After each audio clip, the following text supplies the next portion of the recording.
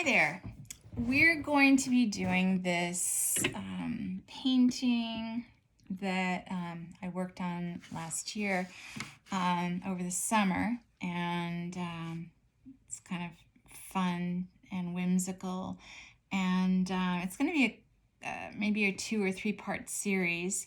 As you can see, it's lots of kind of interesting detail. We've got some people that are jumping into the water, people that are already in the water, more submerged than others.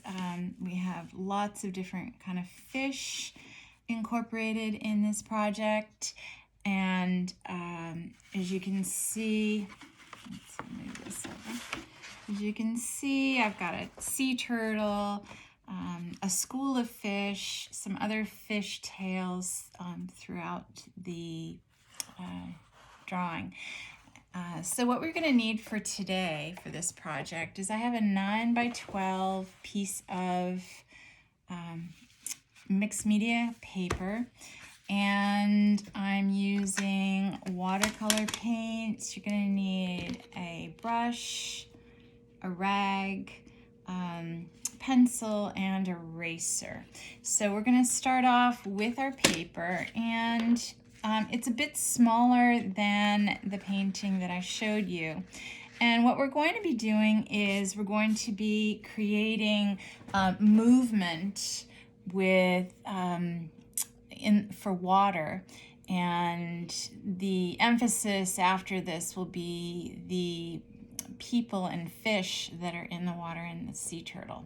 So we're going to start from the top of our paper, and what you're going to do is you're going to go from side to side, and you're going to, I'm going to do this in markers so you can see it better.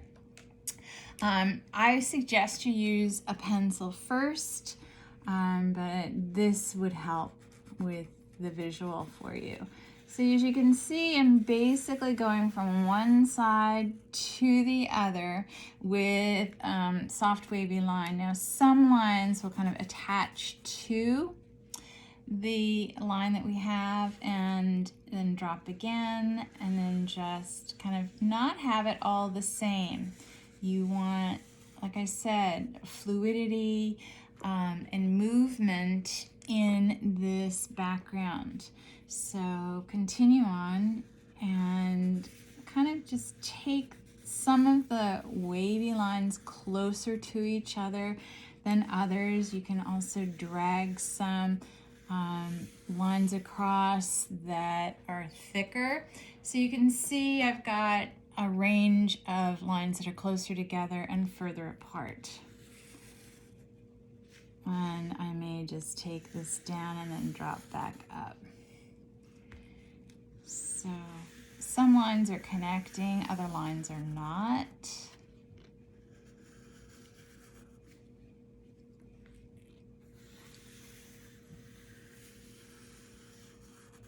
And as you can see, each wavy line is a little bit different.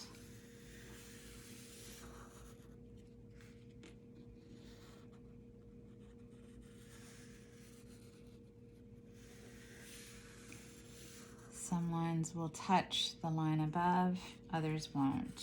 Some lines will be very close to each other, others won't. Maybe go with a taller wave, but take that from top all the way down to the bottom.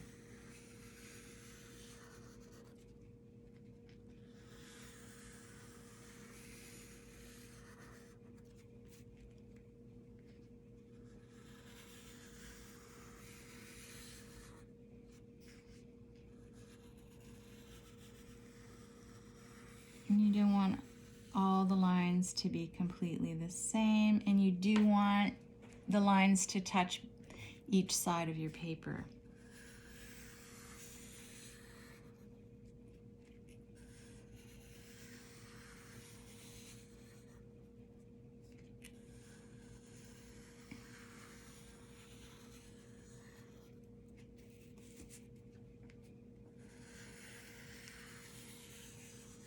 Okay.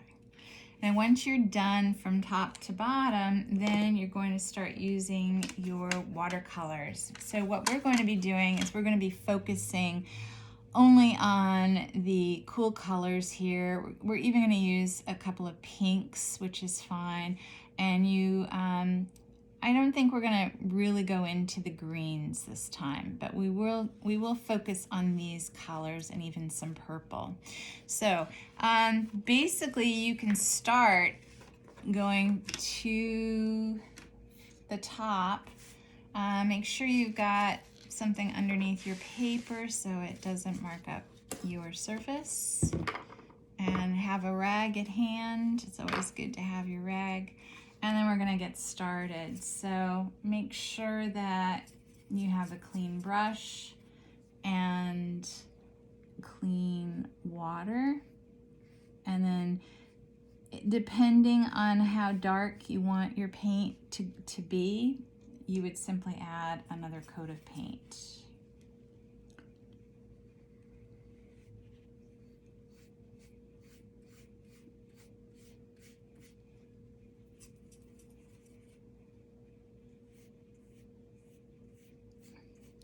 Now each section of your background will be a different color in the blue and purple and some pink tones, or hues I should say.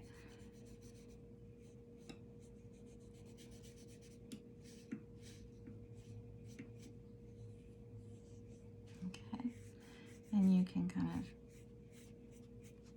even that out. Switch and go to an even more drastic, darker color. And I may just only do that one section here.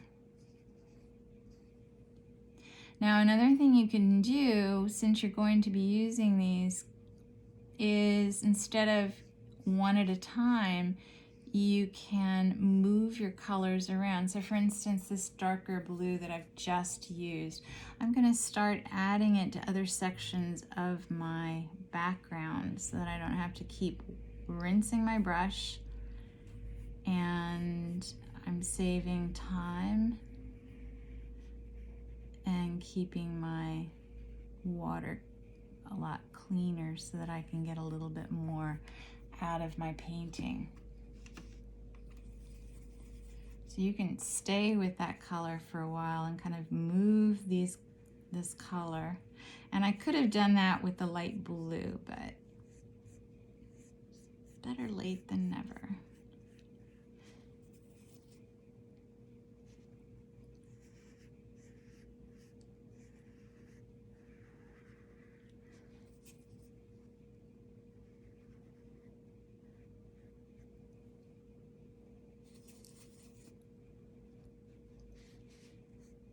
Make sure you don't have any hairs on your brush.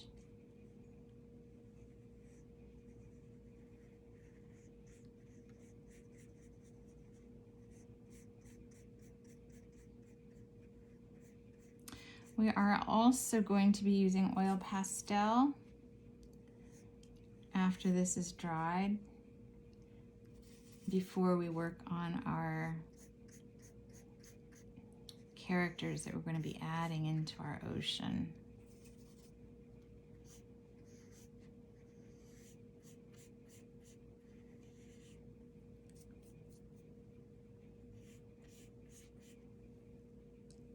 And when your brush runs out of paint, like you see here, simply just dip the tip of your brush back into the water. You don't need to soak it, and then just continue painting.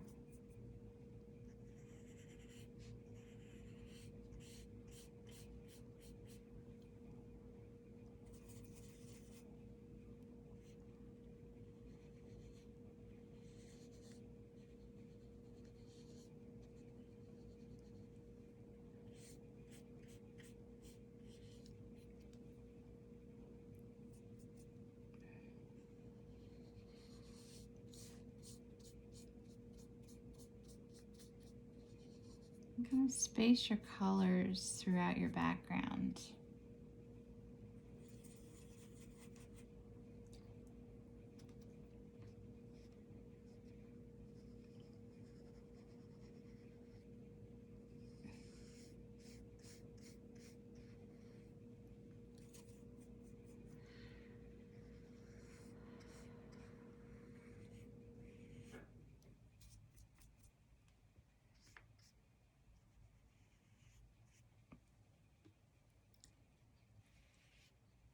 And if your brush gets too wet from the water, just dip it onto your rag and it'll absorb some of the excess water.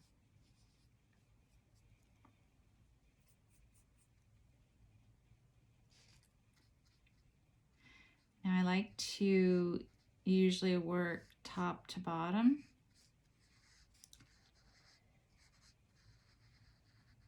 Or you can work moving your paper around where it's easy to access the waves.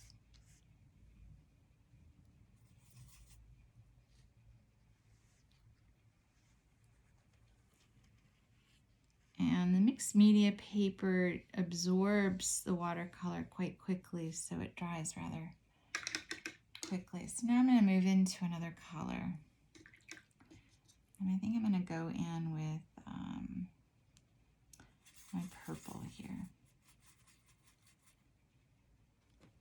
And I think the bottom is still wet, so I'm going to turn my paper sideways so it's easy to paint without getting it on my wrist and smudging it.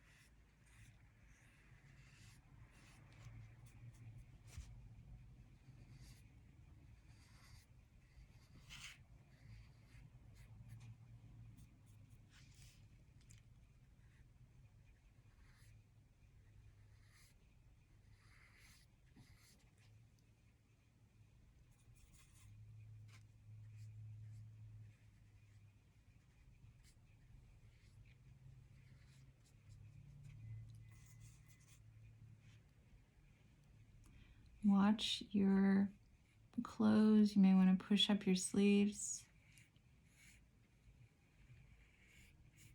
Lift your brush up so you're not smudging any of your other sections that may still be slightly wet.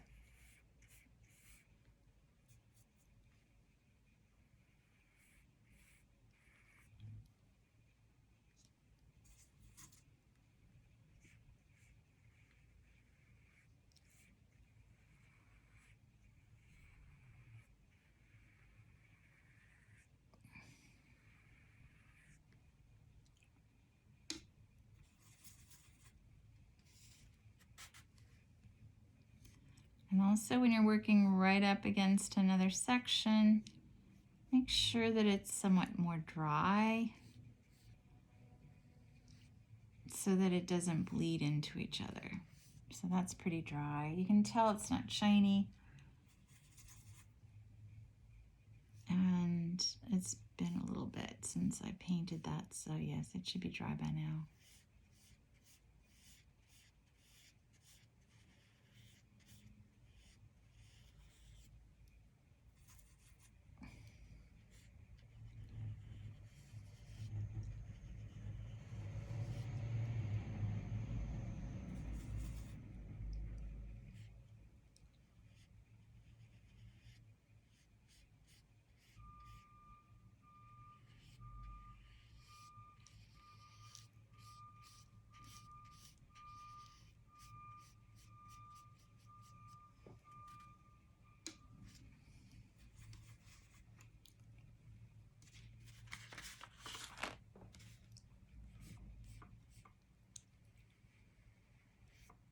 And I'm just adding this color to random sections. I don't have a pattern in mind.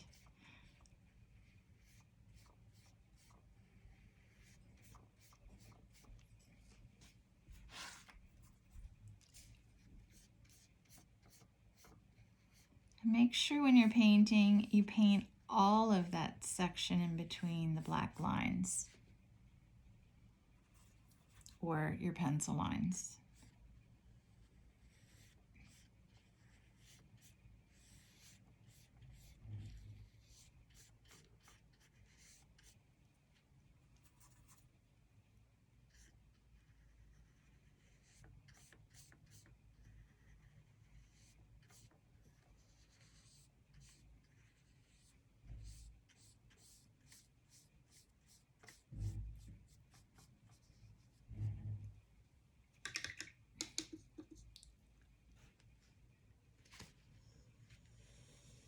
go back in with my first light blue that I used.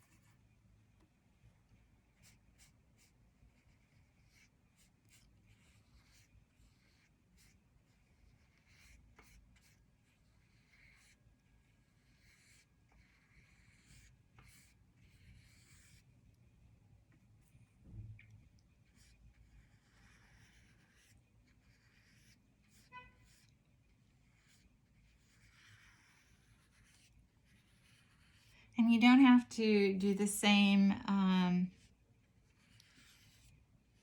color scheme that I'm doing here where all these colors are together. You can do them in different areas to your liking. This is just to give you some kind of some idea of the colors, kind of filling up your background.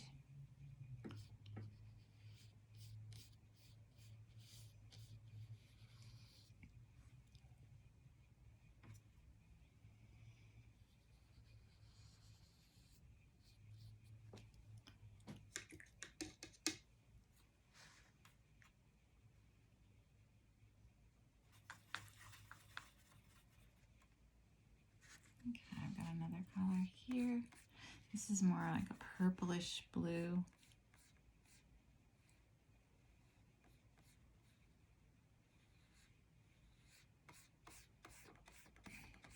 I'm not leaving any areas white, so the idea is to fill up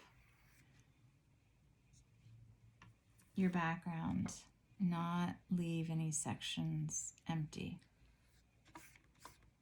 And of course, using the blues, purples mostly.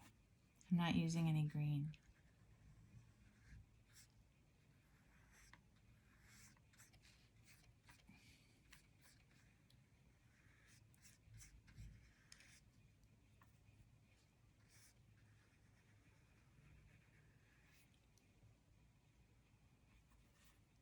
Of course, it helps to have a nice range of colors.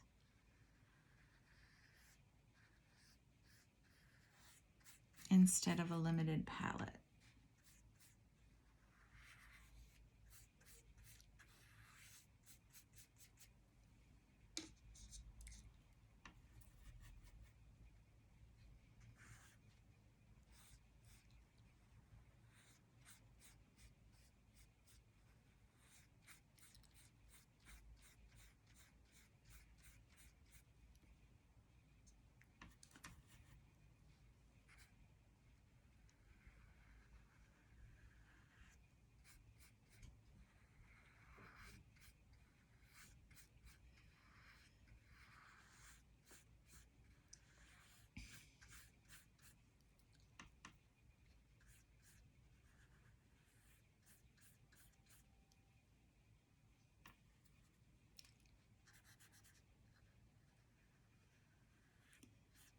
And always use your brush carefully.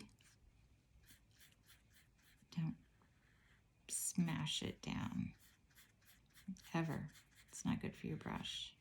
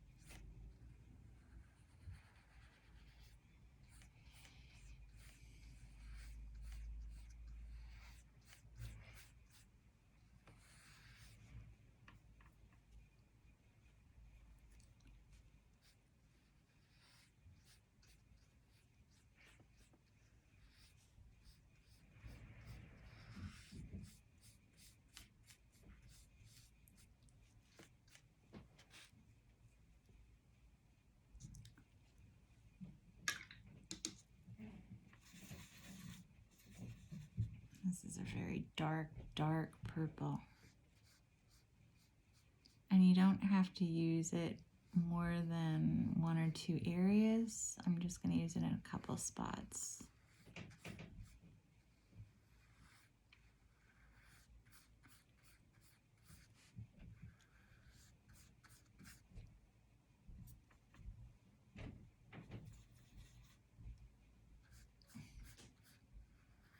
It's such a beautiful color.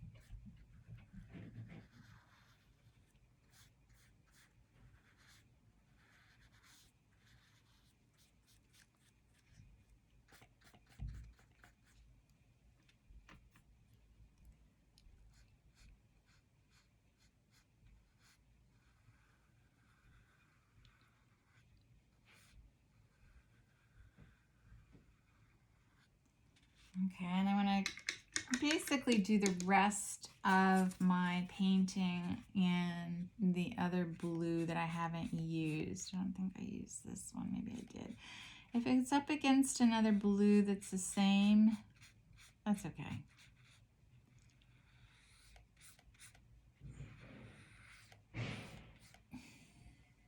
You could even mix your blues if you wanted to, but mix it in a separate space. Don't mix it in the color palette. It's kind of wasteful in your paint. Okay, so the rest of this needs to be painted in. I don't have that much left, and I'm going to leave it here now. Next week, we're going to be needing some oil pastels and some drawing paper, scissors, glue, and markers. So finish up the rest of your background, as you can see here, and then we will resume next week and see how much more we have to do. Okay, so I think you get the idea of what I want you to do. Okay, so I'm going to finish the rest of this, and make sure after you're done, you rinse your brush properly, kind of dry it on your rag, and then I will see you next week. Okay, thanks, bye.